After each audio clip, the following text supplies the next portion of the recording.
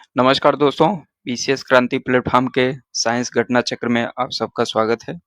दोस्तों, आज साइंस घटना चक्र में बायोलॉजी सेक्शन का आनुवंशिक इंजीनियरिंग तथा जो है बायोटेक्नोलॉजी जो है टॉपिक को आज हम कवर करेंगे। यह टॉपिक दोस्तों बहुत ही महत्वपूर्ण है, न केवल यूपीएससी के लिए, पीसीएस, आरओ या आरओ वन डे एग्ज़ाम के लिए भी देखा जाए तो। खासकर यह टॉपिक जो है यूपीएससी और पीसीएस एग्ज़ाम के लिए ज़्यादा इम्पोर्टेंस है। यहाँ से अगर देखा जाए तो हर साल 2 से 3 क्वेश्चन जो है हर साल क्वेश्चन पूछता है और इसमें हम आपको 1990 से 2025 तक के आए हुए पीआईक्यू पे डिस्कस करेंगे और इसके साथ ही साथ जो अधिक से अधिक इम्पोर्टेंस जो आने वाले संभावित एग्ज़ाम में आ सकता है और साथ ही साथ आगे उसी क्वेश्चन में और भी पॉइंट्स कैसे पूछ सकता है, दूसरे तरीके से उसी टॉपिक से कैसे क्वेश्चन आ सकता है। तो इन सब तमाम मुद्दों पे हम जो है आपसे चर्चा करेंगे। तो अगर आप चैनल पे नए हैं तो चैनल को सब्सक्राइब करें, बेल आइकन पे बटन ज़रूर दबाएँ। चलिए हम अपने क्लास पे चलते हैं। कुछ कीवर्ड्स को डिफाइन करते हुए अधिक से अधिक जो है हम आपको एमसीक्यू के माध्यम से कंटेंट आपको ज़्यादा देने का प्रयास करेंगे जो आपके प्रीलिम्स एग्ज़ाम में जो है महत्वपूर्ण होता है, ठीक है? तो चलिए कुछ कीवर्ड्स को हम डिफाइन करते हुए आगे बढ़ते हैं। तो सबसे पहले जैसा कि नाम से ही आपको मालूम होना चाहिए आनुवंशिक इंजीनियरिंग। तो इंजीनियरिंग होता है किसी भी चीज़ को जो है बहुत ही बारीकी तरीके से जानने समझने का एक प्रकार से अध्ययन किया जाता है। तो आनुवंशिक आनुवंशिक जो होता है जिसमें सबसे ज़्यादा मूल कण डीएनए, आरएनए होता है, तो उसके बारे में विस्तृत अध्ययन करना एक प्रकार से इंजीनियरिंग होता है, ठीक है? और बायोटेक्नोलॉजी जो एक प्रकार से कह सकते हैं कि मानव शरीर के अंदर जो भी चीज़ें हैं, वो चाहे वो जीन्स हो, चाहे वो डीएनए हो, आरएनए हो, तो इनके बेस पे जो तकनीकी डेवलप हुआ है, वो एक प्रकार से बायोटेक्नोलॉजी हो गया है, ठीक है? तो चलिए हम कुछ कीवर्ड्स को डिफाइन करते हुए आगे बढ़ते हैं। आनुवंशिक अभियांत्रिकी या जीन अभियांत्रिकी, जेनेटिक इंजीनियरिंग को पुनर्योजन डीएनए प्रौद्योगिकी, रिकॉम्बिनेंट डीएनए टेक्नोलॉजी भी कहा जाता है।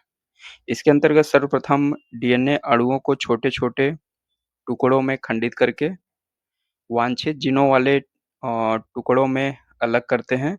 फिर वांछित टुकड़ों को वाहक डीएनए अणुओं से जोड़कर ऐसे पुनर्संयोजित डीएनए अणु बनाते हैं, जिसका क्लोनिंग द्वारा बड़े पैमाने पर उत्पादन किया जा सके।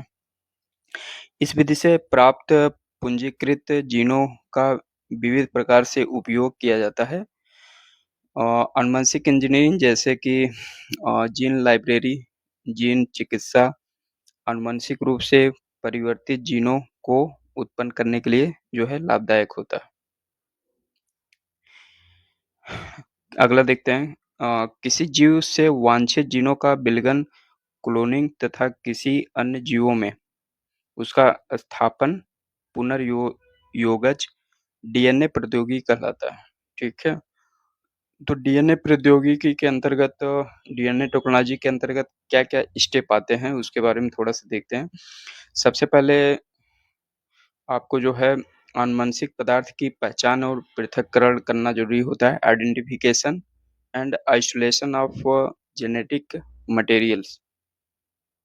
दूसरे नंबर पे फ्रेगमेंटेशन ऑफ डीएनए किया जाता है। इसके बाद तीसरे नंबर पर isolation of desired DNO DNA fragments, ठीक है? इसके बाद चौथे नंबर पे आता है amplification of gene of interest, ठीक है? या रुचि रखने वाले जीन का परिवर्धन करते हैं। इसके बाद जो है डीएनए खंड को वाहक में जोड़ते हैं, ligation of DNA fragmentation into the vector, ठीक है? इसके बाद क्या करते हैं? इसके बाद जो है योग डीएनए का कोशिका या जीव में स्थानांतरण करते हैं, transfer of recombinant DNA into host cell, ठीक है? इसके बाद क्या करते हैं? बाह्य जीन उत्पादक की प्राप्ति, obtaining of foreign gene product. इसके बाद लास्ट प्रक्रिया जो होता है वो आपका प्रवाहिका प्रक्रिया, डाउनस्ट्रीम प्रोसेसिंग, ठीक है।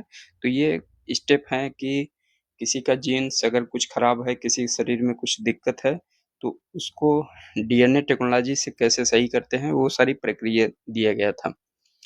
बायोमेट्रिक इंस्टीट्यूट के अनुसार बायोमेट्रिक पहचान में क्या-क्या चीज़ें आती हैं?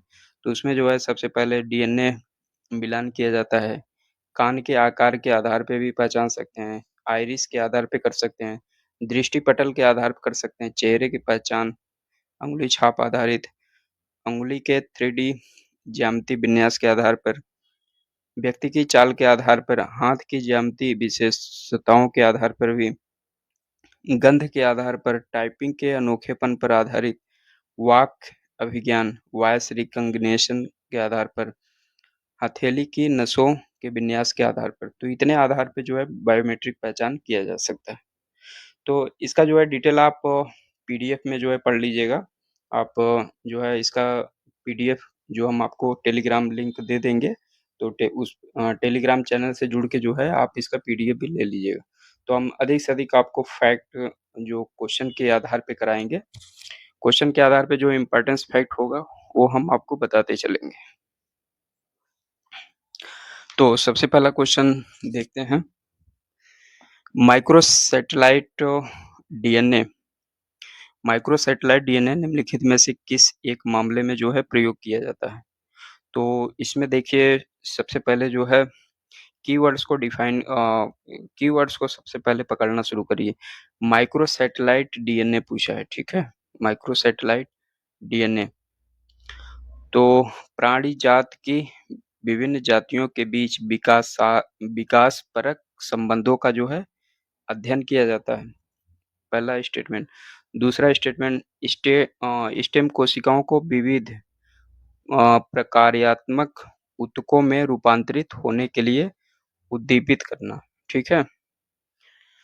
तीसरा स्टेटमेंट है उद्यान कृषि के पादपों के कॉलोनी प्रसार को संवर्धित करना, किसी सम्मिष्टि में श्रृंखलाबद्ध औषध परीक्षण कर औषधियों की प्रभावकारिता का जो है आकलन करना। तो दोस्तों ये कीवर्ड्स अगर आप इस कीवर्ड को अगर पकड़ें, माइक्रोसैटेलाइट, सैटेलाइट क्या होता है? सैटेलाइट आप देखिए जो है क्या करता है, सैटेलाइट जो है पूरे जहाँ जिस क्षेत्र के लिए किया जाता है, जैसे मान लीजिए भारत अपना सैटेलाइट छोड़ता है, तो वो पूरे भारत को जो है निगरानी करता है और भारत की फसलों पे, भारत के जो है जनसंख्या पे, पेड़-पौधे पे, इन सभी चीज़ों पे, जलाशयों पे, इन सब चीज़ों पे निगरानी करता है और एक मैप तैयार करके बताता है कि भारत में क्या-क्या चीज़ें कहाँ पे कैसी हैं, ठीक है?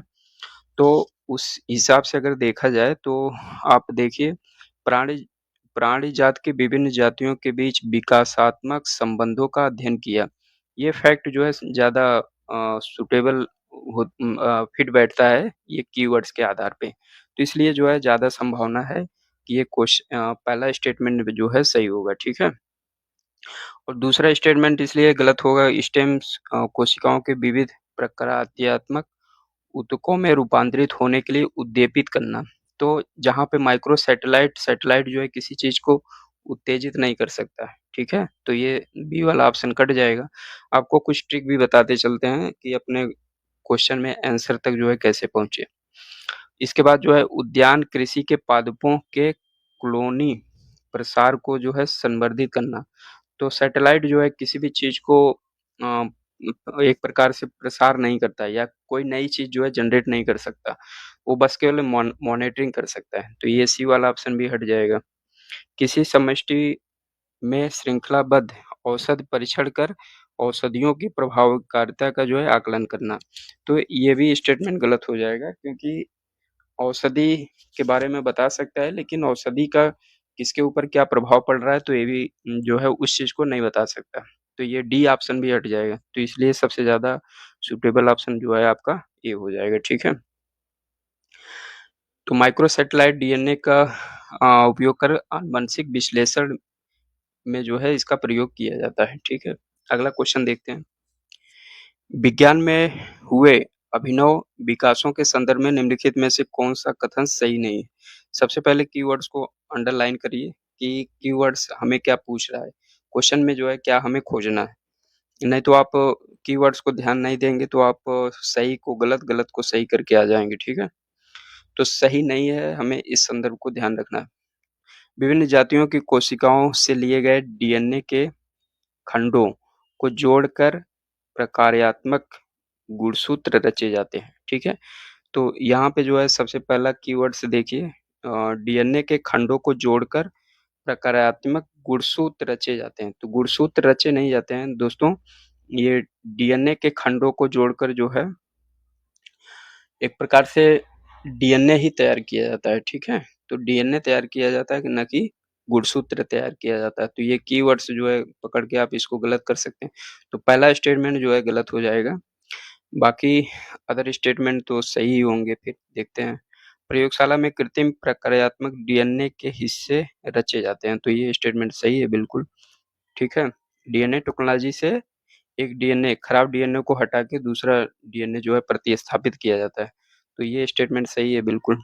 किसी जंतु कोशिका से निकाले गए डीएनए के किसी हिस्सों को जीवित कोशिका से बाहर प्रयोगशाला में पृथक्कृत कराया जा सकता है। तो ये भी ऑप्शन सही है। पादपों और जंतुओं से निकाली गई कोशिकाओं को प्रयोगशाला की पेट्री डिश में कोशिका विभाजन कराया जा सकता है। तो ये भी ऑप्शन सही है, ठीक है? अगला क्वेश्चन देखते हैं। पुनः संयोजित रिकॉम्बिनेंट वेक्टर वैक्सीन से संबंधित हाल के विकास के संदर्भ में निम्नलिखित कथनों पर जो है विचार करना है और इसमें से जो है कौन-सा कथन सही है इसका पता करना है। तो रिकॉम्बिनेंट वेक्टर वैक्सीन के संदर्भ में इन वैक्सीनों के विकास में आनुवंशिक इंजीनियरिंग का प्रयोग किया जाता है। बिल्कुल, तो ये टेक्नोलॉजी में इंजीनियरिंग आनुवंशिक इंजीनियरिंग से संबंधित है, तो ज़ाहिर-सी बात है आनुवंशिक इंजीनियरिंग का प्रयोग किया जाएगा। तो ये स्टेटमेंट सही हो जाएगा। जीवाणुओं और विषाणुओं का प्रयोग रोगवाहक वेक्टर के रूप में किया जाता है। बिल्कुल सही है दोस्तों। तो इसमें जो इस टेक्नोलॉजी में डीएनए टेक्नोलॉजी में जो है जीवाणु, विषाणुओं को जो है एक प्रकार से वेक्टर के रूप में किया जाता है। तो दूसरा ऑप्शन भी सही हो जाएगा, तो दोनों ऑप्शन इसमें सही होंगे, ठीक है? अगला देखते हैं पुनर्योगज डीएनए प्रौद्योगिकी आनुवंशिक इंजीनियरिंग जीनों को स्थानांतरित होने देता है। तो जीनों को स्थानांतरित कहाँ-कहाँ पे होने देता है? पौधों की विभिन्न प्रजातियों में बिल्कुल सही, जंतुओं से पौधे में बिल्कुल सही, सूक्ष्म जीवों से उच्चतर जीवों में। तो ये इसमें जो है तीनों ऑप्शन सही हो जाएगा, ठीक है? अगला क्वेश्चन देखते हैं। पुनर पुनर्योगज डीएनए तकनीकी के चरण को जो है बताइए, ठीक है? तो इसमें देखिए जहाँ पे अरेंज वाला ऑप्शन आए क्वेश्चन में अगर किसी में अरेंज करना हो, तो सबसे पहले आप अनुमान लगाइए कि इसमें कौन-सा ऑप्शन जो है पहले या तीसरे पे हो सकता है। तो उसी के आधार पे जो है आप ऑप्शन को जो है सेलेक्ट करें। या कई बार ऑप्शन के आधार पे ऑप्शन को देखिए, ऑप्शन में जो है करिए देखिए कि पता करिए कि कौन-सा ऑप्शन पहले हो सकता है और दूसरा ऑप्शन दूसरे बाद हो सकता है या दूसरा तीसरे के बाद हो सकता है। तो इस तरह से अनुमान लगा के भी ऑब्ज़र्व करके आप पता कर सकते हैं। तो इसमें देखिए आनुवंशिक पदार्थ की जो है पहचान एवं पृथक्करण। तो जब भी डीएनए टेक्नोलॉजी का प्रयोग किया जाता है तो आनुवंशिक पदार्थों का जो है सबसे पहले पहचान किया जाता है कि वहाँ पे जो है समस्या कहाँ पे है, कैसे है उसका पहले परीक्षण किया जाता है। तो इसमें ये ऑप्शन जो है पहले स्थान पे आ जाएगा। डीएनए का विखंडन किया जाता है, ठीक है? तो जो जहाँ पे बीमारी है, जहाँ समस्या होता है उसका सबसे पहले वहाँ का डीएनए को जो है हटाया जाता है। तो दूसरे नंबर पे जो है बी होना चाहिए, ठीक है? बाह्य जीन की उत्पाद की प्राप्ति, तो इसको देखते हैं बाद में। प्रवाहिक प्रक्रिया, ये भी देखते हैं बाद में। डीएनए खंड को वाहक से जोड़ना, तो जोड़ना जो है एक प्रकार से फाइनल बातें बता रहा है, तो ये फाइनल बातें जो है लास्ट में आना चाहिए। इच्छित डीएनए खंडों को पृथक्करण करना, ठीक है? इच्छित डीएनए को खंडों का पृथक्करण। तो डीएनए का विघटन, तो डीएनए का जो है विघटन करेंगे तो एक जगह से डीएनए दूसरे जगह से जो है डीएनए लगाएँगे, एक जगह से विघटन करेंगे, दूसरे जगह का जो है पृथक्करण करेंगे। तो तीसरे नंबर पे एफ आना चाहिए। ए, बी, एफ। ए, बी, एफ जो है क्रमशः होना चाहिए, देखते हैं ऑप्शन में क्या-क्या है। ए कहाँ पे है? ए यहाँ पे है, बी कहाँ पे है? डी, यहाँ पे डी दिया है, यहाँ पे बी दिया है, फिर एफ दिया है। तो इसमें जो है एक ही सही ऑप्शन जा रहा है, आपका सी जा रहा है, ठीक है? आगे की प्रक्रिया देख लेते हैं क्या-क्या ऑप्शन में दिया है डिटेल में। आनुवंशिक पदार्थ का जो है पहचान, पृथक्करण, डीएनए का विखंडन दूसरे स्थान पर, इच्छित डीएनए के खंडों का पृथक्करण तीसरे स्थान पर, रुचि वाले जीन का परिवर्धन किया जाता है, डीएनए खंड का वाहक में जोड़ना इसके बाद होता है, पुनर्योगज डीएनए का कोशिका में स्थानांतरण किया जाता है, बाएं जीन उत्पाद की जो है प्रकृति और लास्ट में जो है प्रवाहिक प्रक्रिया होता है, ठीक है? तो इस तरह से ए, बी, जी, ई, एच, सी, डी ऑप्शन सही होगा। अगला देखते हैं क्वेश्चन। वैज्ञानिक डीएनए अणुओं को, चाहे वे अणुओं के किसी भी स्रोत से हो, इच्छानुसार अलग-अलग काट और एक साथ जो है जोड़ सकते हैं। तो ये बिल्कुल सही है स्टेटमेंट, ठीक है। डीएनए के टुकड़ों को रिस्ट्रिक्शन एंडोन्यूक्लियेज तथा डीएनए लाइगेज का प्रयोग कर जोड़ा-तोड़ा जा सकता है, ठीक है, बिल्कुल। तो ये दोनों ऑप्शन सही हैं और एक दूसरे का जो है व्याख्या भी करता है। ये डीएनए टेक्नोलॉजी में ये तीनों चीज़ें प्रयोग किया जाता है। रिस्ट्रिक्शन, एंडोन्यूक्लियेज, डीएनए लाइगेज, इन सभी का जो है प्रयोग किया जाता है। अगला देखते हैं क्वेश्चन। कौन सा जोड़ा सही है? सही पूछा है इसमें, ठीक है।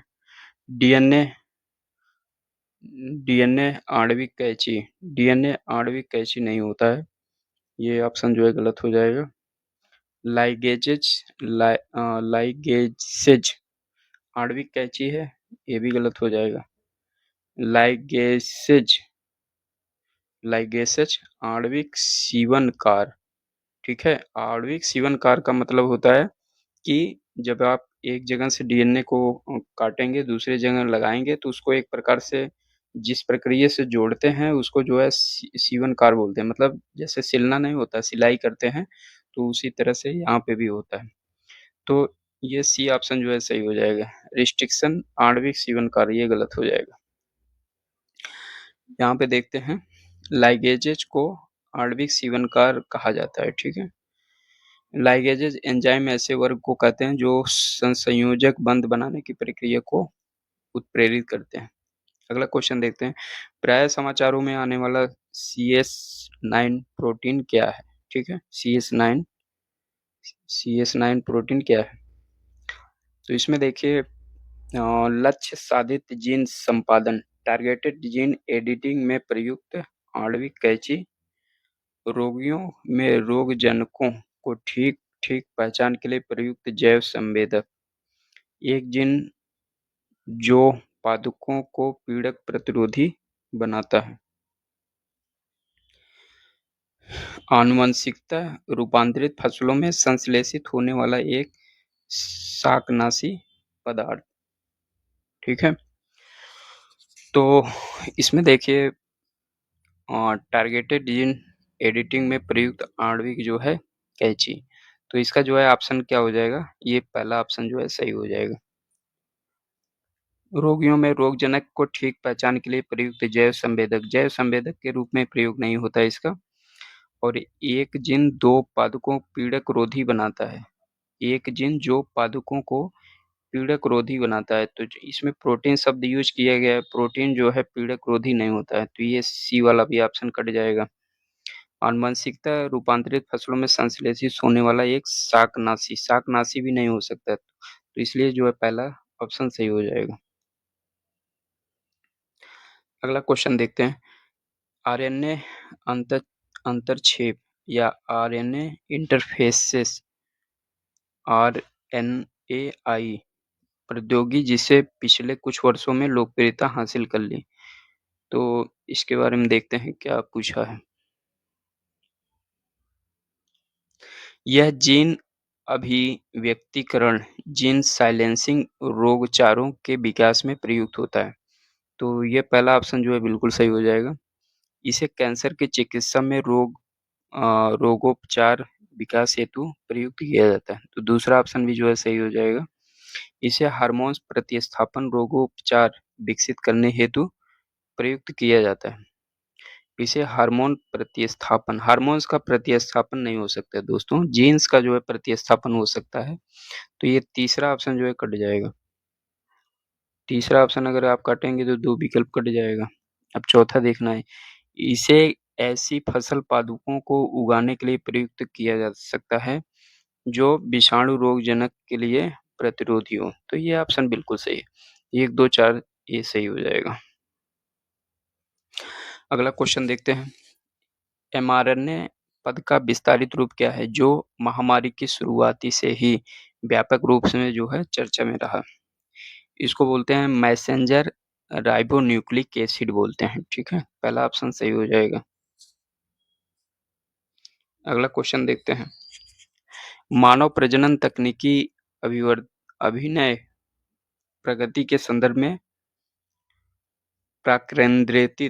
प्राकेंद्रित स्थानांतरण प्रोन्यूक्लियर ट्रांसफर का प्रयोग किस लिए होता है? तो इन विट्रो अंड के निषेचन के लिए दाता शुक्राणु का उपयोग नहीं, गलत है। शुक्राणु उत्पन्न करने वाली कोशिकाओं का आनुवंशिक रूपांतरण, तो ये भी ऑप्शन कट जाएगा। स्टेम कोशिकाओं का कार्यात्मक भ्रूणों में विकास, ये भी ऑप्शन नहीं है। संतान में सूत्रकणिका वाले रोगों का निरोध, तो ये ऑप्शन जो है सही है, ठीक है। ये संतान में सूत्रकणिकाओं रोगों का जो है निरोध का काम करता है, मतलब उनको रोकने का काम। अगला क्वेश्चन। आनुवंशिक रोगों के संदर्भ में निम्नलिखित कथनों पर जो है विचार करना और इसमें से जो है कौन सा सही है इसके बारे में पता करना है। अंडों के अंतःपात्र इन विट्रो निषेचन से 2 या पहले बाद में सूत्रकणिका प्रतिस्थापन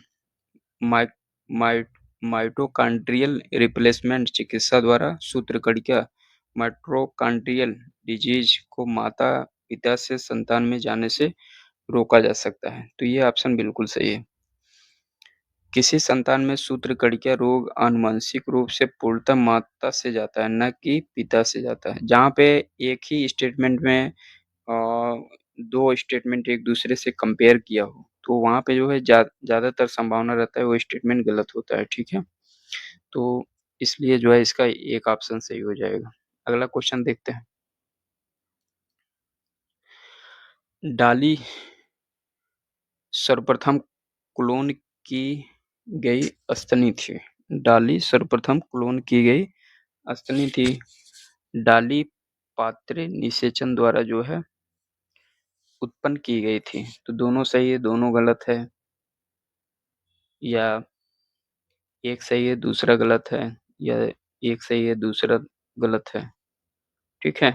तो इसमें जो है एक सही दूसरा गलत हो जाएगा। अर्थात इसमें डॉली सर्वप्रथम क्लोन की उत्पन्न की गई स्तनी थी, ठीक है। डाली पात्रे निषेचन द्वारा उत्पन्न की गई थी, नहीं ये गलत हो जाएगा, ठीक है। यह बल्कि इन विट्रो फर्टिलाइजेशन बांझपन दूर करने की कारगर तकनीकी मानी जाती। तो डाली जो है एक भेड़ का नाम था जिसका जन्म स्कॉटलैंड रासलिन इंस्टीट्यूट में 1996 में हुआ था। अगला देखते हैं क्वेश्चन। एक वयस्क दैहिक कोशिका से क्लोन की गई पहली स्तनपायी डॉली भेड़ के बारे में कौन सा कथन सही नहीं है, ठीक है? इसमें डॉली की मृत्यु 2003 में हो गया था। फेफड़ों की बीमारी के कारण डॉली का निधन हो गया था। डॉली वर्ष 1998 में जो है पैदा हुई थी। 1998 नहीं बल्कि 1996 में, अभी जस्ट बताएं आपको। तो सी जो है ऑप्शन इसमें गलत है। अगला क्वेश्चन देखते हैं। निम्नलिखित में कौन मनुष्य द्वारा निर्मित आनुवंशिक रूप से अभियांत्रित प्रथम जीवित जीव है? तो डॉली।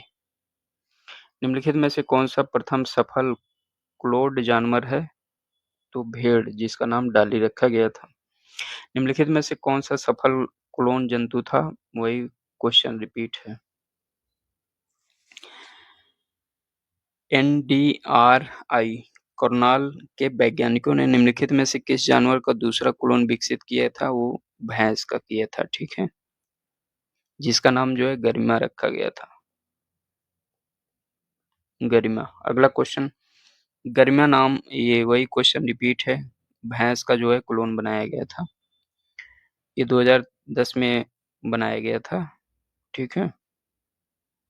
अगला देखते हैं, किस देश में पहला ट्रांसजीनी दमकता हुआ सूअर उत्पन्न किया गया जो अंदर बाहर सब हरा है, ठीक है? तो ट्रांसजीनी दमकता हुआ सूअर उत्पन्न किया गया जो अंदर बाहर जो है सब हरा है। तो ताइवान जो है सबसे पहले किया था 2006 में, ठीक है? इंजाज नाम है विश्व में प्रथम क्लोन किसका नाम ऊँट का रखा गया था। ऊँट को जो है दुबई में प्रजनन केंद्र में दुनिया का पहला मादा क्लोन 2009 में विकसित किया गया था। इसका नाम इंजाज रखा गया। अगला क्वेश्चन देखते हैं। जीव के क्लोन के संबंध में निम्नलिखित में से कौन सा कथन जो है सही है? क्लोन में माता-पिता दोनों के लक्षण पाए जाते हैं। तो क्लोन में माता-पिता के दोनों के लक्षण पाए जाते हैं, जरूरी नहीं है। तो पहला ऑप्शन कौन सा कथन सही है? पहला ऑप्शन गलत हो जाएगा। क्लोन अलैंगिक विधि से उत्पन्न किया जाता है, तो ये ऑप्शन बिल्कुल सही है, ठीक है? अलैंगिक विधि से जो है ये बनाया जाता है। एक समान जुड़वा एक ही जीव के क्लोन होते हैं। एक समान जुड़वा एक ही जीव के क्लोन होते हैं, ये भी गलत है। एक जीव के 2 क्लोन एक समान नहीं होते हैं, ये भी गलत है। ऐसा नहीं है, हो भी सकता है। किसी भी जीवधारी को जब एक ही जैसा बनाया जाता है तो उसी का नाम जो है क्लोन बोला जाता है। अगला देखते हैं क्वेश्चन। परखनली शिशु के मामले में निषेचन परखनली के अंदर होता है, ये गलत हो जाएगा। शिशु का परिवर्धन परखनली के अंदर होता है, तो ये भी गलत हो जाएगा। निषेचन माता-पिता के बाहर होता है, निषेचन माता-पिता के बाहर किया जाता है, ठीक है? तो परखनली शिशु जो होता है उसमें निषेचन जो है बाहर किया जाता है। बाहर एक प्रकार से उनका मादा का अंडाणु और पुरुष का जो है शुक्राणु लेके बाहर वो सारी क्रियाएँ किया जाता है। तो ये सी ऑप्शन जो है इसमें सही हो जाएगा। अनिषेचित अंड का परखनली के अंदर जो है परिवर्धन किया जाता है। तो ये प्रक्रिया जो है जो माता गर्भधारण को नहीं कर सकती हैं या पुरुष जो है एक प्रकार से गर्भधारण करने की स्थिति में नहीं होता है, करवाने की स्थिति में नहीं होता है, तो एक प्रकार से बाहर से जो है आईवीएफ टेक्नोलॉजी के माध्यम से ये प्रक्रिया किया जाता है। अगला क्वेश्चन देखते हैं। आनुवंशिक अभियंत्रण जेनेटिक इंजीनियरिंग निम्नलिखित में प्रभावों का जो है विचार कीजिए। उपर्युक्त में से जो कुछ सफलता साथ परिलक्षित किए गए हैं वे हैं। तो इसमें से रोग प्रतिरोध के लिए किया गया बिल्कुल सही है। दूसरा वृद्धि वर्धन के लिए ये भी सही है। जंतु क्लोनिंग जेनेटिक इंजीनियरिंग में जंतु क्लोनिंग और मानव क्लोनिंग। तो जंतु क्लोनिंग और मानव क्लोनिंग पे अभी जेनेटिक इंजीनियरिंग पे जो है काफ़ी प्रतिबंध लगाया गया है। तो इसलिए जो है अभी इसका व्यापक रूप से जो है एक प्रकार से इस पे जो है ज़्यादातर सरकारें इस पे प्रतिबंध लगाई हैं, तो इसका बहुत ज़्यादा परीक्षण नहीं किया जाता। तो इसमें जो है जंतु क्लोनिंग पे तो किया जाता है, लेकिन मानव क्लोनिंग पे अभी नहीं किया जाता है। जंतु तो जो है अब धीरे-धीरे बनाए जाने लगे हैं, लेकिन अभी मानव क्लोनिंग के जो है काफ़ी प्रतिबंध है देशों में। तो 1 और 2, 3 तीनों सही हो जाएगा। अगला क्वेश्चन देखते हैं, सूची 1 और सूची 2 में मिलान करना है। आनुवंशिक उपलब्धि और वैज्ञानिक। जीवाणुओं में परक्रमण और संयुगन की जो है खोज, तो इसको कौन किए थे? इसको जो है लैंडरबर्ग। तो ये का 3 हो जाएगा। यौन संलग्न वंशानुगति की स्थापना जो है मॉर्गन ने किया था। ई कोलाई में डीएनए पॉलीमरेज का वियोजन कौन किए थे? कोर्नबर्ग। संपूर्ण आनुवंशिक कूट की स्थापना खुराना। तो इस तरह से इसका ऑप्शन कौन सा हो जाएगा? डी। अगला क्वेश्चन देखते हैं। वर्तमान में वैज्ञानिक किसी गुणसूत्र में जीन इकाइयों का विन्यास अथवा उनकी सापेक्षिक स्थिति अथवा डीएनए अनुक्रमों को निर्धारित कर सकते हैं। यह ज्ञान हमारे लिए किस प्रकार उपयोगी है? उनकी मदद से पशुधन की वंशागति जानी जा सकती है। बिल्कुल सही। उनकी मदद से सभी मानव रोगों के कारण ज्ञात हो सकते हैं। सभी मानव रोगों का ज्ञात नहीं हो सकता है। तो ये कुछ ही अभी अभी सभी रोगों का इलाज केवल इसी से नहीं किया जा सकता है। तो ये ऑप्शन गलत हो जाएगा। उसकी मदद से पशुओं की रोग सह नस्लें विकसित बिल्कुल से किया जा सकता है। तो ये एक और 3 जो है इसमें ऑप्शन सही हो जाएगा।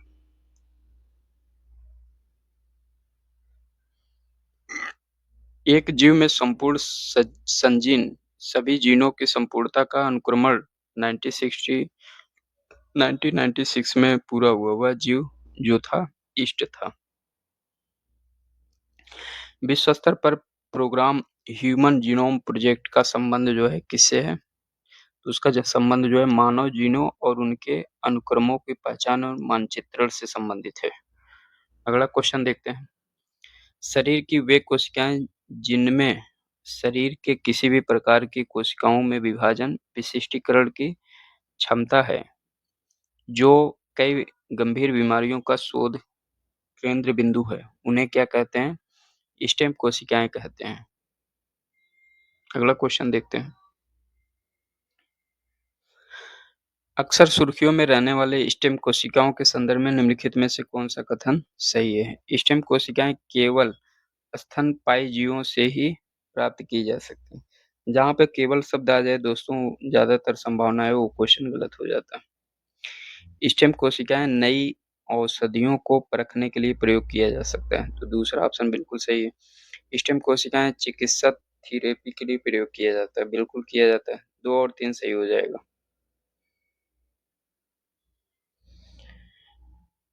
अगला क्वेश्चन देखते हैं। स्तंभ कोशिका अनुसंधान के क्षेत्र में नवीनतम विकास के संदर्भ में निम्नलिखित कथनों पर जो है विचार कीजिए। तो बीजपुटी अवस्था में भ्रूण मानव स्तंभ कोशिकाओं का एकमात्र स्रोत होता है। एकमात्र शब्द भी जहाँ पे कीवर्ड्स आ जाए तो वो भी ऑप्शन गलत होता है। स्तंभ कोशिकाएं बीजपुटियों को नष्ट किए बिना प्राप्त नहीं किया जा सकता है। तो स्तंभ कोशिकाएं बीजपुटी को नष्ट किए बिना, जहाँ पे ये कीवर्ड्स पकड़िए, जहाँ पे नष्ट किए बिना प्राप्त नहीं किया जा सकता, मतलब कंपल्सरी फोर्स कर रहा है कि ये स्टेटमेंट जो है सही ही है। तो जहाँ पे 100% किसी बात को फोर्स करे तो वो ऑप्शन भी गलत होता है। स्तंभ कोशिकाएं वह वस्तुएं अनंत काल तक स्वयं ही पात्रे संजीविन हो सकती हैं। ठीक है, तो ये ऑप्शन बिल्कुल सही है। मानवीय अनुसंधान केंद्रों ने कुछ कोशिकाओं रेखाओं का भी सृजन किया, जिन्हें कई प्रकार के ऊतकों में विभाजित किया जाता है। तो ये 3 और 4 सही हो जाएगा। अगला क्वेश्चन देखते हैं। निम्नलिखित में से कौन सा कथन प्राणियों में स्तंभ कोशिकाओं के प्रत्यारोपण के संबंध में असत्य है? ठीक है, ये सभी प्राणियों में जीवन भर स्वयं गुणन करती हैं। बिल्कुल सही, ये तो स्टेटमेंट सही है। ये अंगों के क्षतिग्रस्त ऊतकों की मरम्मत भी करती है। बिल्कुल सही। ये एक या अधिक प्रकार की विशिष्ट कोशिकाओं को बनाने की क्षमता भी रखती है। बिल्कुल सही है। ये केवल भ्रूण कोशिका में पाई जाती है। जहाँ पे केवल शब्द आ जाए तो वो संभावना होता है वो गलत स्टेटमेंट होता है। तो डी इसका आंसर सही होगा। अगला क्वेश्चन देखते हैं। अति विवादास्पद भ्रूणी स्टेम सेल कोशिकाओं के विकल्प के रूप में कौन बायोएथिकल अविवादास्पद स्रोत है? स्टेम कोशिकाओं का अस्थि मज्जा से व्युत्पन्न स्टेम कोशिकाएं। तो ये ऑप्शन जो है बिल्कुल सही हो जाएगा। अगला देखते हैं क्वेश्चन। निम्नलिखित कथनों पर जो है विचार करना है और कौन सा स्टेटमेंट सही है पता करना। भावी माता-पिता के अंड शुक्राणु उत्पन्न करने वाली कोशिकाओं के आनुवंशिक परिवर्तन किए जा सकते हैं। तो ये स्टेटमेंट बिल्कुल सही है। व्यक्ति का जीनोम जन्म से पूर्व प्रारंभिक भ्रूणी अवस्था में संपादित किया जाता है, बिल्कुल सही। मानव प्रेरित बहुशक्त स्टेम प्लुरिपोटेंट स्टेम कोशिकाओं को एक सूकर के भ्रूण में अंतर्स्वे अंतर्वेशित जो है किया जा सकता है। तो इसमें जो है दोस्तों तीनों ऑप्शन सही हो जाएगा। कायिक कोशिका न्यूक्लिक का अंतरण प्रौद्योगिकी somatic cell nuclear transfer technology का अनुप्रयोग क्या है? जैव डिम्ब नाशी का उत्पादन, जैव निम्नीकरण प्लास्टिक का उत्पादन, जंतुओं की जननी कॉलोनी। तो जंतुओं का जननी कॉलोनी ये सही है। रोग मुक्त जीवों का उत्पादन ये भी गलत है। रोग मुक्त उत्पादन जीवों का उत्पादन 100% पॉसिबिलिटी नहीं है। अगला देखते हैं क्वेश्चन। हाइब्रिडोमा प्रौद्योगिकी का नया जीव प्रौद्योगिकी उपागम है। तो एक क्लोनिक प्रतिरक्षियों के वाणिज्यिक उत्पादन के लिए, ठीक है, तो ये इसका ऑप्शन ए सही होगा। अगला क्वेश्चन देखते हैं। बंथरा में प्लांट फील्ड जीन बैंक तो संकटापन्न वर्ग के पौधों की सुरक्षित रखेगा, बिल्कुल सही। जैव प्रौद्योगिकी की जैव विभिन्नता की दस्युता पायरेसी को रोकेगा, ये भी सही है। आर्थिक दृष्टि से महत्वपूर्ण पौधों का पहचान करेगा, तो इसमें जो है सारे ऑप्शन सही हो जाएंगे। अगला क्वेश्चन देखते हैं। निम्नलिखित कथनों पर जो है विचार करना है, कौन सा स्टेटमेंट सही है। भारतीय पेटेंट अधिनियम के अनुसार किसी बीज को बनाने की जैविक प्रक्रिया को भारत में पेटेंट कराया जा सकता है। तो ये ऑप्शन जो है बिल्कुल सही हो जाएगा। नहीं नहीं, एक मिनट। भारतीय पेटेंट अधिनियम के अनुसार किसी बीज को बनाने की जैव प्रक्रिया को भारत में जो है पेटेंट कराया जा सकता है। भारत में जो है पेटेंट इस बीज को बनाने की जैव प्रक्रिया को नहीं करवाया जा सकता। ये स्टेटमेंट जो है गलत हो जाएगा। भारत में कोई बौद्धिक संपदा अपील बोर्ड नहीं है, ये भी स्टेट फॉरवर्ड स्टेटमेंट है, तो ये भी स्टेटमेंट गलत हो जाएगा। पादप किस्में भारत में पेटेंट कराए जाने के पात्र नहीं है, ठीक है। पादप किस्में जो है पौधे पे जो है एक प्रकार से पेटेंट नहीं करवाया जाता है, तो ये ऑप्शन जो है बिल्कुल सही हो जाएगा। तीसरा ऑप्शन जो है सही होगा। अगला क्वेश्चन। कपास के कीट रोधी पौधे आनुवंशिक इंजीनियरिंग द्वारा एक जीन को निविष्ट कर निर्मित किए जाते हैं, जो लिया गया है किससे? जीवाणु से लिया गया है। अगला क्वेश्चन। अमेरिकी बहुराष्ट्रीय कंपनी मोनसांटो एक कीट प्रतिरोधी कपास की किस्म बनाई है, जिसका मानव में क्षेत्र परीक्षण जो है किया जा रहा है। निम्नलिखित जीवाणुओं से किस प्रकार के टॉक्सिक जीन का इस परजीवी कपास ट्रांसजेनिक क्लोन में स्थानांतरण हुआ था? वो है बेसिलस थूरिन जिएंसिस, भी सही हो जाएगा इसका। अगला सूक्ष्म जीव जो बीटी कपास के उत्पादन से संबंधित है, वह कौन सा है? ये जीवाणु से किया गया था, बी। अगला देखते हैं। कथन कारण दिया है। कीट प्रतिरोधी पारजीनी कपास बीटी जीन के निषेचन से जो है निर्मित किया गया था, तो ये ऑप्शन बिल्कुल सही हो जाएगा दोस्तों। बीटी जीन एक जीवाणु से जो है प्राप्त किया गया था, तो ये भी कारण भी सही हो जाएगा। तो ये एक दूसरे का, दोनों ऑप्शन सही है और एक दूसरे का स्पष्टीकरण भी करता। बेलगार्ड फर्स्ट बेलगार्ड सेकंड प्रौद्योगिकियों का उल्लेख किसके संदर्भ में किया जाता है?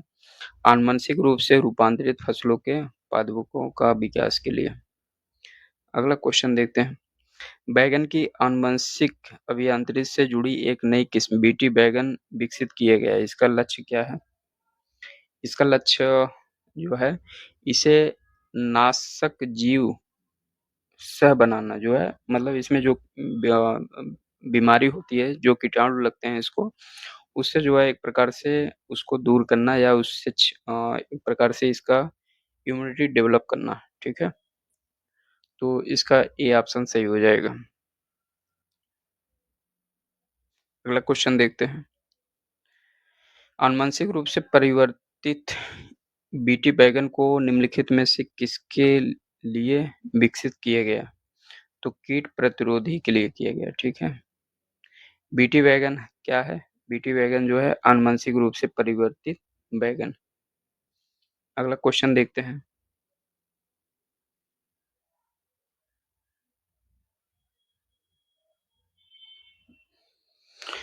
भारत में बीटी बैगन के प्रवेशन पर लोगों के विरोध का क्या कारण है? बीटी बैगन की रचना इसके जीनोम में मृदा कवक के जीनों को प्रवेश कराकर की गई है। तो ये ऑप्शन जो है दोस्तों गलत हो जाए। मृदा कवक के जीन को प्रवेश कराकर नहीं किया गया है, तो ये ऑप्शन जो है गलत।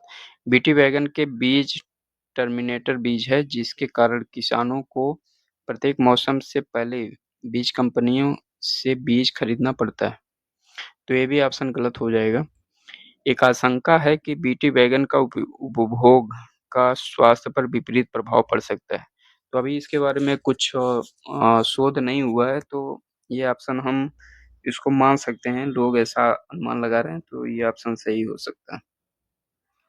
यह भी चिंता है कि बीटी बैगन के प्रवेशन से जैव विविधता पर विपरीत प्रभाव भी पड़ सकता है। बिल्कुल पड़ भी सकता है, नहीं पड़ सकता है, अभी इस पे कोई ठोस जो है सबूत नहीं है। तो 3 और 4 जो है ऑप्शन ये सही हो सकते हैं। 3-4 ऑप्शन जो है आपका सी में है, सी सही होगा, ठीक है। अगला देखते हैं क्वेश्चन। भारत में विकसित आनुवंशिकतः रूपांतरित सरसों, जेनेटिक मॉडिफाइड सरसों, जीएम सरसों के संदर्भ में निम्नलिखित कथनों पर जो है विचार करना है। जीएम सरसों में मृदा जीवाणु के जीन होते हैं जो पादपों को अनेक किस्मों के पीड़कों के विरुद्ध पीड़क प्रतिरोध का गुण देते हैं, तो ये ऑप्शन जो है गलत हो जाएगा। जीएम सरसों में वे जीन होते हैं जो पादपों में परपरागण और संकरण को सुकर बनाते हैं, तो ये ऑप्शन जो है बिल्कुल सही हो जाएगा। जीएम सरसों का विकास IARI और पंजाब कृषि विश्वविद्यालय द्वारा संयुक्त रूप से किया गया, तो ये स्टेटमेंट जो है गलत है, तो इसका आंसर जो है बी सही होगा। अगला देखते हैं क्वेश्चन। पीड़कों को प्रतिरोधक के अतिरिक्त वे कौन सी संभावनाएं हैं जिनके लिए आनुवंशिक रूप से रूपांतरित पादपों का निर्माण किया जाता है? सूखा सहन करने के लिए सक्षम बनाना, बिल्कुल सही। उत्पाद में पोषकीय मान को बढ़ाना, तो दूसरा ऑप्शन भी सही है। अंतरिक्ष यानों और अंतरिक्ष स्टेशनों में उन्हें उगने और प्रकाश संश्लेषण के लिए सक्षम बनाना, ठीक है। तो ये गलत है स्टेटमेंट। उनकी सेल्फ लाइफ जो है बढ़ाना, ये ऑप्शन सही है, ठीक है। 1, 2, 4 सही हो जाएगा। अगला क्वेश्चन। भारत के कृषि के संदर्भ में प्राय समाचारों में आने वाले जीनोम अनुक्रमण की तकनीकी का आसन भविष्य में किस प्रकार उपयोग किया जा सकता है? विभिन्न फसली रोगों में रोग प्रतिरोधक और सूखा सहिष्णुता के लिए आनुवंशिक सूचकों का अभिज्ञान कराने के लिए जीनोम अनुक्रमण का उपयोग किया जा सकता है, तो ये ऑप्शन बिल्कुल सही है। यह तकनीकी फसली पौधों की नई किस्मों को विकसित करने में लगने वाले आवश्यक समय को घटाने में मदद करता है, तो ये भी ऑप्शन सही है। इसका प्रयोग फसलों में पोषी रोगाणु संबंधों को समझने के लिए किया जा सकता है, तो ये भी ऑप्शन सही हो जाएगा। तीनों ऑप्शन सही होगा। अगला क्वेश्चन देखते हैं। निम्नलिखित कथनों पर विचार करें एवं दिए गए कूटों की सहायता से सही कथन का जो है चयन करना है। सर्वप्रथम व्यावसायीकरण के लिए किए जाने वाला आनुवंशिक रूप से अभियांत्रिकी कृषि फसल उत्पाद केयर सेवर जो है टमाटर था, बिल्कुल सही। ये स्टेटमेंट बिल्कुल सही है। फ्लेवर सेवर के पके हुए फल अधिक अवधि के लिए दृढ़ रहते हैं एवं पौधों पर पकने के बाद बाजार में स्थानांतरित किए जा सकते हैं, तो ये भी ऑप्शन जो है सही हो जाएगा। फ्लेवर सेवर के पके हुए फलों में रंग होता है, किंतु पौधों पर पके हुए फलों जैसा पूर्ण सुरुचि सारणी का अभाव होता है, तो ये स्टेटमेंट कंपैरेटिवली है, एक ही स्टेटमेंट 2 बातों को जो है कंपेयर कर रहा है, तो ये स्टेटमेंट गलत हो जाएगा। ए और बी सही होगा। निम्नलिखित तकनीकों और परिघटनाओं पर विचार करना है, उपर्युक्त में से कौन-सा ट्रांसजेनिक फसलों को बनाने में प्रयुक्त होता है? तो फल वाले पादपों में मुकुलन का और रोपण का, तो ये स्टेटमेंट गलत हो जाएगा। कोशिका द्रव्य पर बाध्यता बंध्यता, तो ये स्टेटमेंट सही है। जीन निरवता, तो 2 और 3 सही हो जाएगा। अगला देखते हैं, जीवों में निम्नलिखित प्रकार पर विचार करें। जीवाणु, कवक और पुष्पी पादप। उपर्युक्त जीवधारियों में किनकी कुछ जातियों को जैव कीटनाशकों के रूप में प्रयोग किया जा सकता है? तो इसमें दोस्तों तीनों किया जा सकता है। निम्नलिखित में से कौन सा सूक्ष्मजीवी कीटनाशक है? बैसिलस थ्यूरिजिनेसिस जो है, यह मृदा में पाया जाने वाला एक प्रकार से पॉजिटिव जीवाणु है। ठीक है, जीवाणु दोनों प्रकार के होते हैं, नेगेटिव और पॉजिटिव दोनों। तो नेगेटिव जो शरीर को नुकसान पहुंचाए, पॉजिटिव जो फायदा करे। बैसिलस ज्यूरेनजिएंसिस का उपयोग किसमें किया जाता है? जैविक कीटनाशक के रूप में। भारतीय किसान टर्मिनेटर जीव प्रौद्योगिकी के प्रवेश से असंतुष्ट हैं, क्योंकि प्रौद्योगिकियों टेक्नोलॉजी से उत्पादित बीजों से संभावना होती है अंकुरणक्षम बीज बनाने में असमर्थ पौधों की उगने की। ठीक है, तो मतलब जो भी बनाए जाते हैं पौधे, जो भी डेवलप किए जाते हैं, वो बाद में नुकसान भी कर सकते हैं, या उसमें जो है एक प्रकार से कोई बीमारी, किसी एक प्रकार की बीमारी का उसमें महामारी जैसा फैलाव हो सकता है। तो इसलिए जो है इस पे शंका किया जा रहा है, तो डी सही हो जाएगा। अगला देखते हैं, विकसित देशों द्वारा समर्पित टर्मिनेट तकनीकी उपलब्ध कराती है। जैव तकनीकी द्वारा बीजों की उन्नत किस्मों को, जो दूसरी पीढ़ी के लिए बंद बीजों को उन्नत उत्पन्न करने के लिए यह सुनिश्चित किया गया है। ये ऑप्शन सही हो जाएगा। टर्मिनेटर तकनीकी उसके द्वारा उत्पन्न निम्न में से किसकी बिकवारी के लिए है? तो ट्रांसजेनिक उपजाऊ बीज, ये भी सही है। जीन परिवर्तित पौधे, ये भी सही है। जेनेटिक रूप से अभियंत्रित बीज जो दूसरी पीढ़ी के बंध्यग्रस्त होते हैं, तो इसमें सारे ऑप्शन सही हो जाएगा। निम्नलिखित में कौन परजीवी पादप है?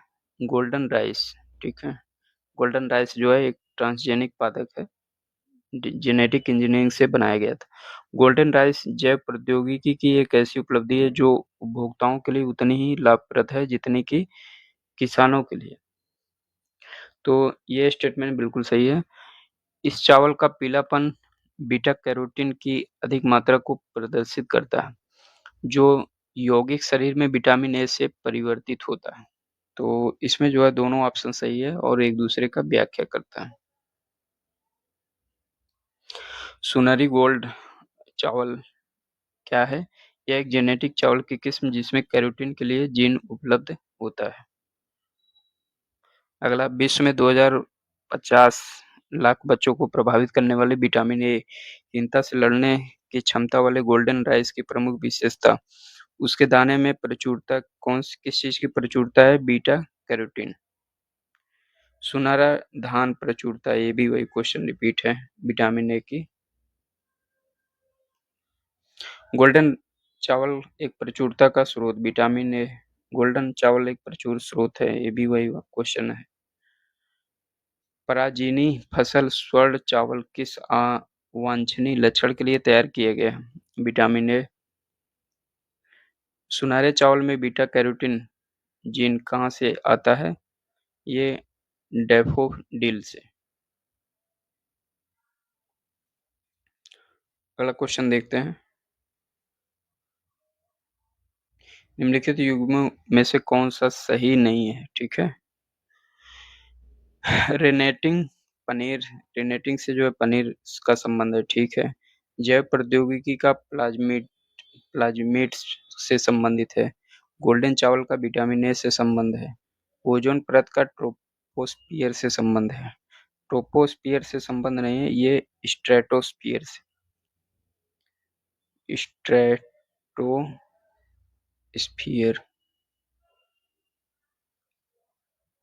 अगला देखते हैं क्वेश्चन। महाधान सुपर राइस विकसित किया गया था, जीएस खुश ने इसको जो है विकसित किया था। एमनियोसेंटिसिस एक तरीका है जो यह बताता है, भ्रूण के लिंग को बताता है। ये गर्भवती महिलाओं में एक प्रकार से प्रसव पूर्व जो है परीक्षण किया जाता है। जैव सूचना विज्ञान बायो इन्फॉर्मेटिक्स में घटनाओं गतिविधियों के संदर्भ में समाचारों में कभी-कभी दिखने वाला ट्रांसक्रिप्टोम किसे निर्दिष्ट करता है? यह किसी जीव द्वारा अभिव्यक्त एमआरएनए अणुओं की पूर्ण श्रृंखला को जो है बताता है। डीएनए को किसने अंतःपात्र में बनाया था? आर्थर कोर्नबर्ग ने। निम्नलिखित कथनों पर जो है विचार करना है और कौन सा सही है। जैवपरत बायोफिल्म मानव ऊतकों के भीतर चिकित्सीय अंतर परतों पर जो है बन सकती है, तो ये ऑप्शन बिल्कुल सही है। जैवपरत खाद्य पदार्थ और खाद्य प्रसंस्करण सतहों पर भी बन सकता है, ये भी ऑप्शन सही है। जैवपरत प्रतिजैविक प्रतिरोधक दर्शा सकती है, तो इसमें जो है तीनों ऑप्शन सही हो जाएगा। बायोचिप्स में क्या होता है? बायोचिप्स में आरएनए और डीएनए का प्रोटीन होता है। जेनेटिक प्रौद्योगिकी है, क्या है ये? आनुवंशिक रोगों की पूर्व सूचना प्राप्त करने का एक तकनीकी है। एरियल मेटाजीनोमिक्स निम्नलिखित में से किस स्थिति को सही निर्दिष्ट करता है? किसी पर्यावास में वायु से डीएनए प्रतिदर्शों डीएनए सैंपल को एक बार में एकत्रित करना, तो ये ऑप्शन सही हो जाएगा।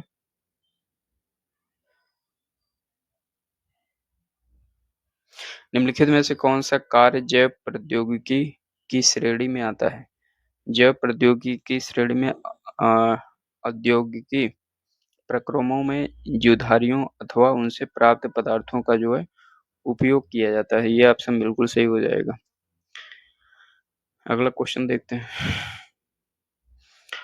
पुनर्संचरणशील एक्वाकल्चर प्रणाली में जैव निस्यंदकों बायोफिल्टर की भूमिका के संदर्भ में निम्नलिखित कथनों को विचार करना है और कौन सा कथन सही है। तो जैव निस्यंदन बिना खाए हुए मत्स्य चारे को हटाकर अवशिष्ट उपचार प्रदान करते हैं। जैव निस्यंदन या बायोफिल्टर मत्स्य अवशिष्टन में विद्यमान अमोनिया को नाइट्रेट में बदल देते हैं। जैव निस्यंदन जल में मत्स्य के लिए पोषक तत्व के रूप में फास्फोरस को जो है बढ़ाते हैं। तो इसमें जो है दो ऑप्शन सही हो जाएगा। तो दो ऑप्शन जो है, एक प्रकार से ये अमोनिया नाइट्रेट को बदल देता है एवं जल में मत्स्य के पोषक तत्व के रूप में फास्फोरस को जो है बढ़ाता है। तो ये ऑप्शन जो है तीसरा ऑप्शन गलत है। बाकी एक और दो जो है सही हो जाए। दो स्टेटमेंट इसमें केवल सही होगा। इसमें देखिए बायोफिल्टर बिना खाए हुए मत्स्य चारे को हटाकर अवशिष्ट उपचार जो है करता है, तो पहला स्टेटमेंट तो सही है। ध्यातव्य है कि यथायोग्य जैव निस्पंदन अमोनिया नाइट्रेट की सांद्रता को ऐसे रखता है जो मछलियों हेतु हानिकारक न हो। ठीक है, तो एक और दो सही हो जाएगा। अगला क्वेश्चन देखते हैं। जीन अभियंत्रण में नवीनतम तकनीकी विकसित हुए, जीन विश्लेषण या जीन प्रतिचित्रण, जीन संबंधन या जीन संश्लेषण, तो जीन प्रतिचित्रण जो है ऑप्शन इसमें सही हो जाएगा। अगला क्वेश्चन देखते हैं। जेनेटिक इंजीनियरिंग में निम्न में से किसका प्रयोग किया जाता है? प्लाज्मिड का।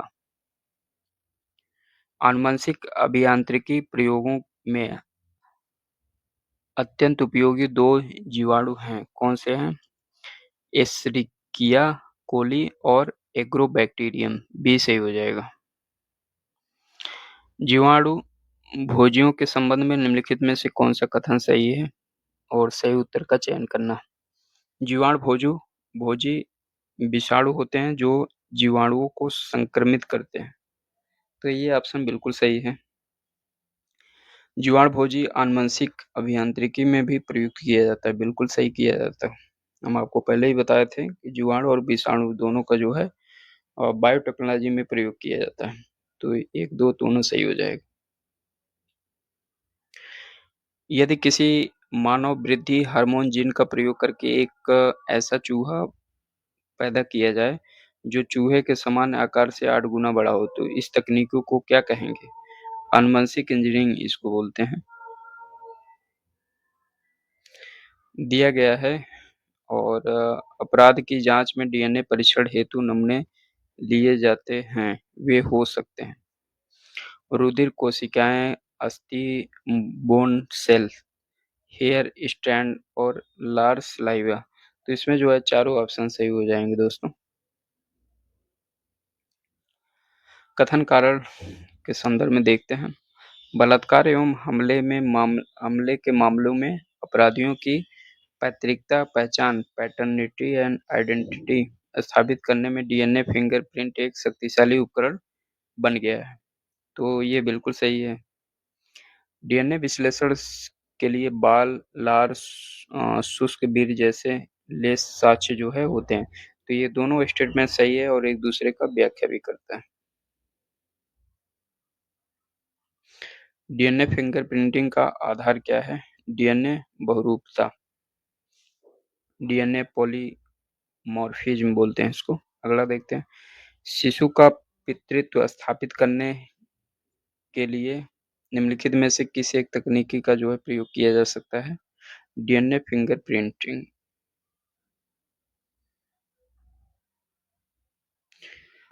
अगला क्वेश्चन देखते हैं। पैतृकता सिद्ध करने के लिए निम्नलिखित में से कौन सा सहायक है? डीएनए, उंगली छाप या फिंगरप्रिंटिंग। मानव की पहचान के लिए सुनिश्चित करने के लिए जैव प्रौद्योगिकी आधारित अत्याधुनिक तकनीकों को काम लाया जाता है। DNA fingerprinting. डीएनए फिंगरप्रिंटिंग का उपयोग किन किन क्षेत्रों में निम्न क्षेत्रों में होता है? केवल न्यायालयी छानबीन में सहायक, वैज्ञानिक परीक्षण में ये सही है। केवल पैतृक विवाद में, तो ये भी सही है। केवल संकटापन्न प्राणियों के संदर्भ में, तो इसमें सभी ऑप्शन सही हो जाएगा। डीएनए फिंगरप्रिंटिंग के उपयोग द्वारा इंग्लैंड में पहला अपराध किस वर्ष जो है किया गया था? 1983 में। किस व्यक्ति के जीवमिति पहचान हेतु उंगली छाप क्रमविवरण के अलावा निम्नलिखित में से कौन सा प्रयोग में लाया जा सकता है? सही उत्तर का जो है चयन करना है। पारितारिका क्रम विचरण, आइरिस का जो परीक्षण किया जाता है। दृष्टिपटल का वाक अभिमान, तो इसमें तीनों ऑप्शन सही हो जाएगा। इसके बारे में हम आपको शुरू में ही बता दिए थे कि जो है बायोमेट्रिक पहचान में क्या क्या आते हैं। अगला देखते हैं। उंगलियों के निशानी की बहुरंगी सतह को उभारने में निम्नलिखित में क्या प्रयोग किया जाता है? फ्लोरोसेंट पाउडर का उपयोग किया जाता है। कौन सा ट्रांसजेनिक से द्वारा नहीं पाया जा सकता है? तो क्लोनीकृत जंतुओं का उत्पादन नहीं किया जा सकता। निम्न के जीन के भीतर अनुक्रम बेस सीक्वेंस परिवर्तन क्या कहलाता है? उत्परिवर्तन। उत्परिवर्तन जीवों में जो है वंशानुगत परिवर्तन होता है। जब एक जीन 2 या 2 से अधिक भिन्न-भिन्न लक्षणों को एक साथ नियंत्रित करता है, तो वह तथ्य क्या कहलाता है? बहुप्रभाविता। अगला क्वेश्चन देखते हैं। जीन चिकित्सा में एक त्रुटिपूर्ण जीन के कार्य को ठीक करने हेतु, तो त्रुटिपूर्ण जीन को हटाया जाता है। जीन चिकित्सा में एक त्रुटिपूर्ण जीन के संदर्भ को ठीक करने में त्रुटिपूर्वक जीन को हटाया जाता है। कोई दूसरे सही जीन को प्रविष्ट किया जा सकता है। त्रुटिपूर्ण जीन को कार्य करने से रोका जा सकता है। त्रुटिपूर्ण जीन को सही जीन से जो है बदला जा सकता है। तो इसमें जो है दोस्तों कई ऑप्शन सही है। त्रुटिपूर्ण जीन को हटाया भी जा सकता है, ये भी ऑप्शन सही है। और कोई दूसरा सही जीन को जो है प्रविष्ट कराया जा सकता है। जब एक त्रुटिपूर्ण जीन को हटाएंगे तो दूसरा आपको बनाना भी पड़ेगा। कोई पूरे त्रुटिपूर्ण जीन को सही जीन से जो है बदला जा सकता है। तो ये भी ऑप्शन इसमें सही लग रहा है। देखते हैं आगे। जीन थेरेपी का उद्देश्य शरीर में समान कोशिकाओं को बनाए रखने के लिए शरीर की कोशिकाओं को सामान्य जीनों को प्रवेश कराकर त्रुटिपूर्ण जीन को कार्य करने से रोककर दूसरे पूरे त्रुटिपूर्ण जीन को सही जीन से बदलकर बीमारी का निदान होता है। सोमैटिक जीन थेरेपी मानव की आनुवंशिक बीमारियों के उपचार हेतु प्रयोग किया जाता है। तो इसमें एक से ज़्यादा ऑप्शन सही है, इसलिए जो है इसमें विकल्प नहीं बन रहा है, तो इसको छोड़ देते हैं। तो आज का जो है सेशन यहीं समाप्त करते हैं दोस्तों। अगला टॉपिक जो है, अभी तक जितने भी टॉपिक कवर किए हैं बायोलॉजी में, उन सभी टॉपिक का एक प्रकार से सार निचोड़ होगा आपका मिसलेनियस क्वेश्चन, ठीक है? तो वो भी सेशन आपका शानदार होगा। तो वो क्लास हम नेक्स्ट जल्दी ही लेंगे। तब तक आप हंसते रहें, मुस्कुराते रहें। नेक्स्ट क्लास में हम जल्दी मिलते हैं, ठीक है? धन्यवाद।